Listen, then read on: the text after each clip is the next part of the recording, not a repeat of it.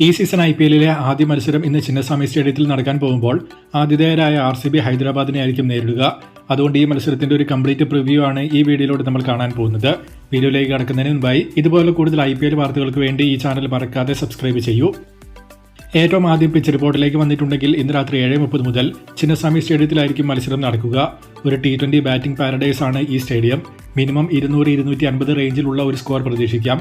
പ്രത്യേകിച്ച് രണ്ട് ടീമിന്റെയും ബൌളിംഗിലെ പ്രധാന താരങ്ങളില്ലാതെ അവർ ഇറങ്ങുകയും കൂടി ചെയ്യുമ്പോൾ ഡ്യൂ പരിഗണിച്ച് ടോസ് കിട്ടിയാൽ ബൌളിംഗ് എന്ന തീരുമാനത്തിനാണ് ചാൻസ്.